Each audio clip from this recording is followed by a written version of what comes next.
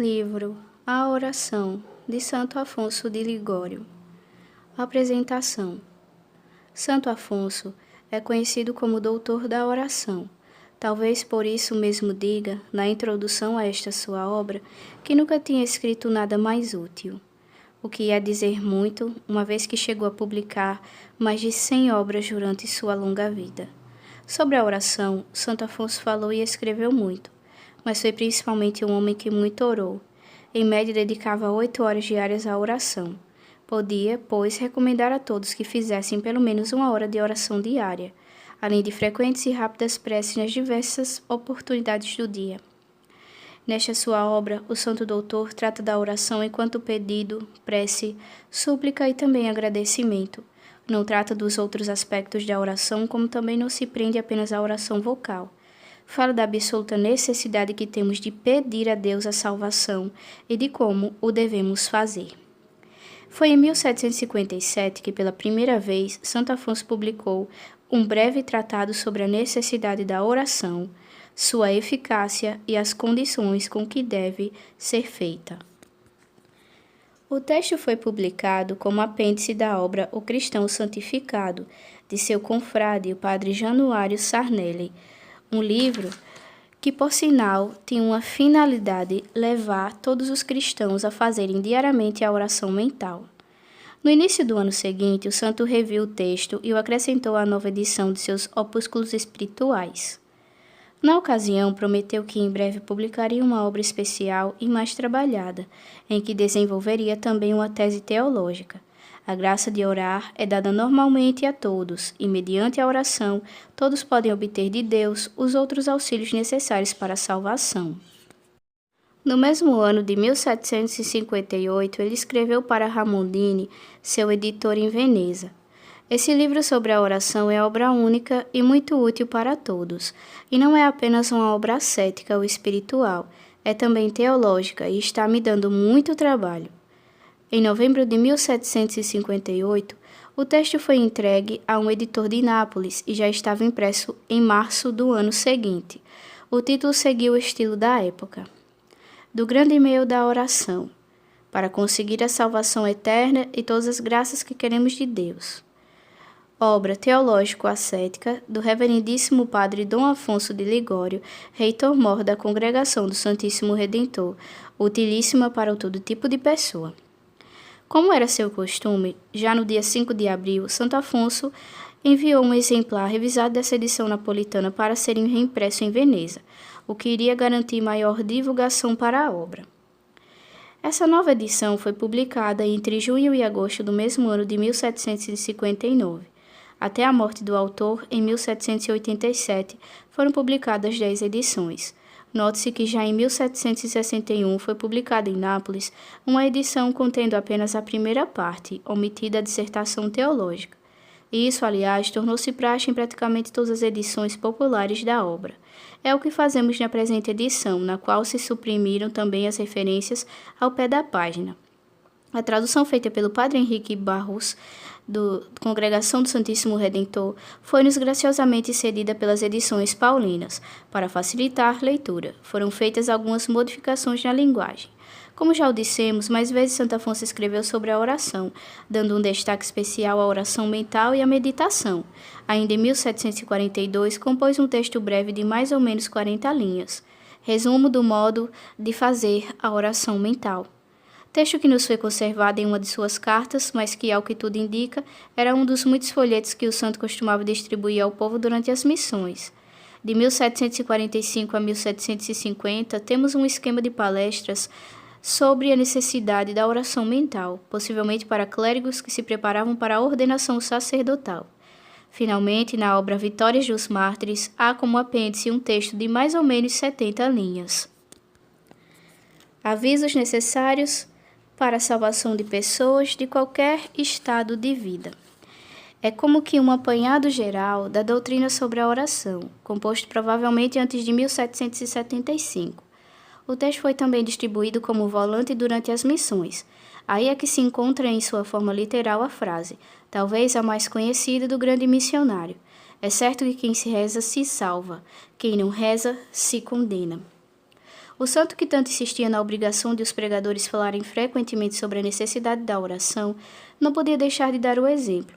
De todos os modos insistia com seus missionários redentoristas para que fossem homens de oração e pregadores da oração. Julgava que os frutos das missões estavam garantidos onde ficava implantado o hábito da oração mental, quando em 1771 publicou os Sermões Breves para todos os domingos do ano. Resumiu em 3 pregações toda a sua doutrina sobre a oração. Aliás, um resumo adaptado desses textos já foi publicado pela editora Santuário no livreto, Conversando sobre a Oração. Não poderia deixar de lembrar ainda em outro livreto seu, Maneira de Conversar Continuamente e Familiarmente com Deus, também publicado por nós numa adaptação, Conversando sobre como conversar com Deus. Nessa pequena obra está todo o esforço do Santo Doutor da oração para nos ajudar a fazer da oração uma realidade sempre presente a todos os instantes da vida. A Jesus e Maria. Vós, Verbo encarnado, destes o sangue e a vida a fim de obter para as nossas orações, como prometestes um valor tão grande que elas nos alcançam todo o que pedimos. E nós, ó Deus, somos tão descuidados de nossa salvação que impedir queremos as graças necessárias para nos salvar. Por este meio, pela oração, vós nos destes a chave de todos os vossos divinos tesouros. E nós, porque não pedimos, queremos permanecer em nossas misérias.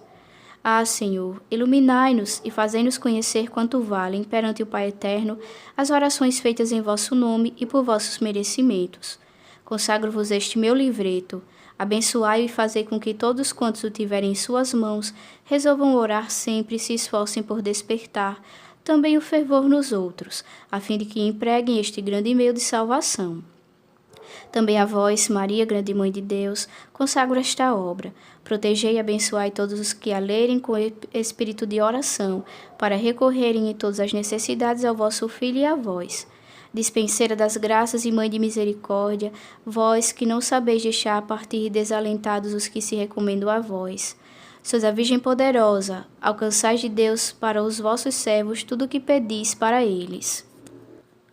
Ao Verbo encarnado, Jesus Cristo, dileto do eterno Pai, bendito do Senhor, autor da vida, Rei da glória, Salvador do mundo, desejado das nações, desejo das colinas eternas, pão celeste, juiz universal, medianeiro entre Deus e os homens, mestre da virtude, cordeiro sem mancha, homem das dores, sacerdote eterno, vítima de amor, fonte de graça, bom pastor, amante das almas, dedica esta obra a Afonso, pecador.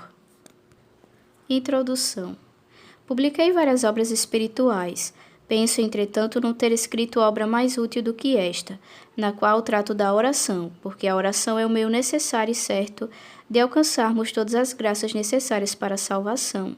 Se me fosse possível, faria imprimir tantos exemplares deste livro quantos são os fiéis de todo o mundo. Daria um exemplo a cada um, a fim de que todos pudessem compreender a necessidade que temos de orar para nos salvar. Falo assim porque vejo, de um lado, a absoluta necessidade da oração, tão altamente recomendada pelas Santas Escrituras e por todos os santos padres. E, de outro lado, vejo que poucos cuidam de empregar este grande meio de salvação. E o que mais me causa dor é ver que pregadores e confessores tampouco se lembram de recomendar a oração a seus ouvintes penitentes. Mesmo os livros espirituais, que hoje em dia andam nas mãos dos fiéis, não tratam suficientemente desse assunto, quando é certo que todos os pregadores e confessores e todos os livros não deveriam incutir nada com mais empenho e afinco do que a necessidade de rezar. Ensinam às almas tantos meios de se conservarem na graça de Deus, como fugir das ocasiões, frequentar os sacramentos, resistir às tentações, ouvir a palavra de Deus, meditar nas verdades eternas e outros tantos meios, todos eles certamente de muita utilidade. Digo, porém, de que servem as pregações, as meditações e todos os outros meios aconselhados pelos mestres da vida espiritual, se faltar a oração, quando é certo que o Senhor diz, não conceder suas graças senão a quem pedir.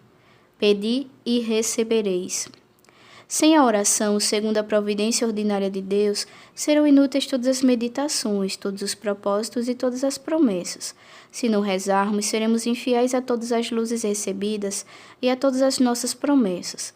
A razão é a seguinte: para fazer atualmente o bem, para vencer as tentações e para praticar a virtude, numa palavra, para observar inteiramente todos os preceitos divinos, não bastam as luzes recebidas anteriormente, nem as meditações e os propósitos que fizemos.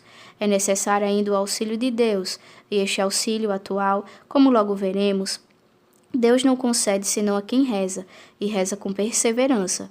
As luzes recebidas, as considerações e os bons propósitos que fazemos servem para que rezemos nas ocasiões iminentes de desobedecer à lei divina e assim possamos obter o socorro divino que nos conservará incólumes do pecado. Sem isto, sucumbiremos. Eu queria, amigo leitor, antes de tudo, o que vou dizer aqui, explicar esta minha sentença, para agradecerdes a Deus que, por meio deste livro meu, vos dá a graça de refletir mais profundamente sobre a importância deste grande meio da oração, pois todos os que se salvam, falando dos adultos, ordinariamente, só por meio da oração é que conseguem salvar-se. Por isso, repito, agradecei a Deus, pois muito grande é a sua misericórdia, concedendo-nos a luz e a graça de rezar. Espero, irmão caríssimo, que depois de ter lido esta obra, não vos esquecereis de recorrer sempre a Deus pela oração, quando fordes tentado a ofendê-lo. E se alguma vez sentirdes a consciência gravada com muitos pecados, sabeis que a causa disto é a falta de oração e de pedir a Deus os auxílios necessários para resistir às tentações que vos assaltam. Peço-vos, portanto, que leais este livreto e o torneis a ler com toda a atenção, não por ser trabalho meu, mas sim porque é um meio que Deus vos concede para conseguirdes a vossa salvação eterna, dando-vos assim a entender, de modo particular, que vos quer salvar. E depois de o terdes lido, peço-vos que, sendo possível, façais ler a vossos conhecidos e amigos. Comecemos, pois, em nome do Senhor. Escrevendo a Timóteo, o apóstolo diz: rogo-te antes de tudo que se façam pedidos, orações, súplicas e ações de graças. Santo Tomás, o doutor angélico, explica essas palavras dizendo que a oração consiste propriamente na elevação da alma a Deus. A prece consiste em pedir a Deus coisas, quer particulares e determinadas, quer indeterminadas, por exemplo, quando dizemos: Senhor, vinde em meu socorro. O pedido consiste em impetrar a graça, assim como dizemos: por vossa paixão e cruz, livrai-nos, Senhor. A ação de graças, enfim, consiste em agradecer os benefícios recebidos, pelo que, como diz Santo Tomás, merecemos receber benefícios ainda maiores. A oração no sentido estrito, diz o Santo Doutor, significa recorrer simplesmente a Deus, mas em sua acepção geral, compreende todas as outras espécies já mencionadas. Deste modo, nós a entendemos e neste sentido é que daqui por diante empregaremos a palavra oração.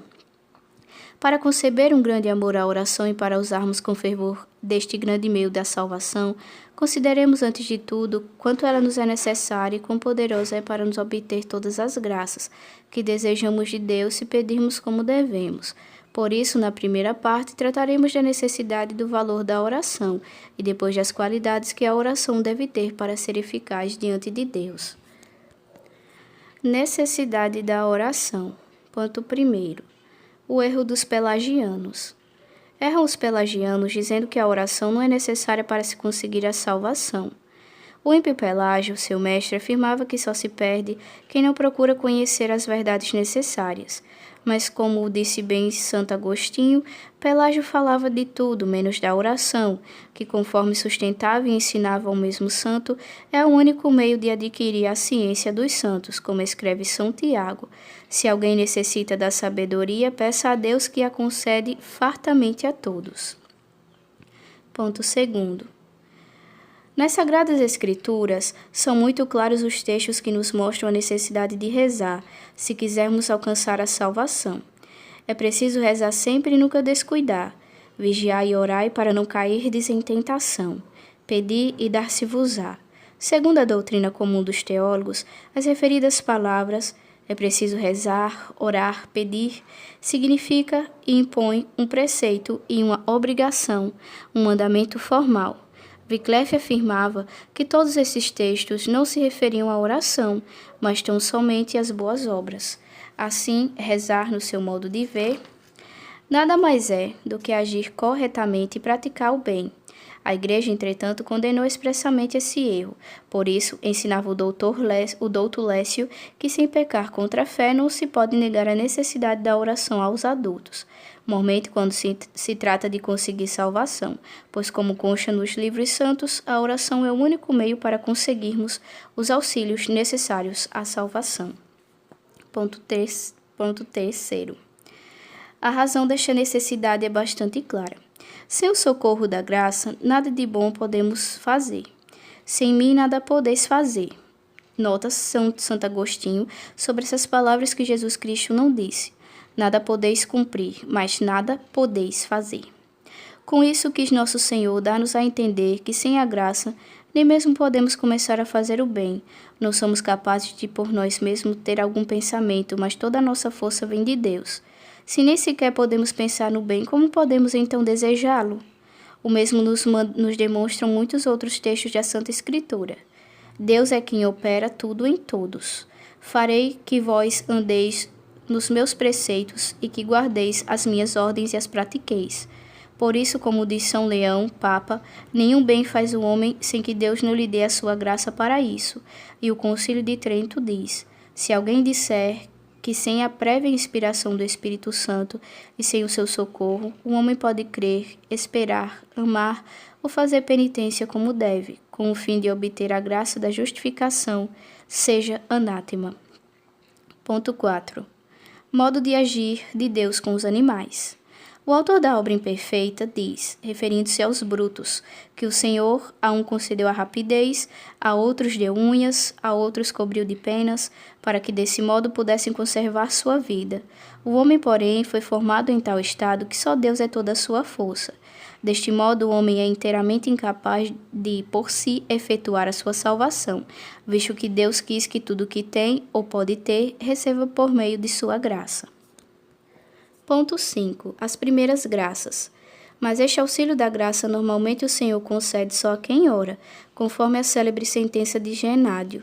Cremos não chegar ninguém à salvação sem que Deus o conceda. Ninguém, depois de convidado, obtém a salvação sem que Deus o ajude. Só quem reza merece o auxílio de Deus. Se é certo que sem o socorro da graça nada podemos, e se esse socorro é concedido por Deus unicamente aos que rezam, segue-se que a oração nos é absolutamente necessária para a salvação. Verdade é que há certas graças primeiras que são a base e o começo de todas as outras graças, e que são concedidas sem a nossa cooperação, como, por exemplo, a vocação à fé, a penitência. No dizer de Santo Agostinho, Deus as concede mesmo a quem não as pede. Entretanto, quanto às outras graças, especialmente em relação à graça da perseverança, tem por certo o Santo Doutor que não são concedidas senão aos que pedem.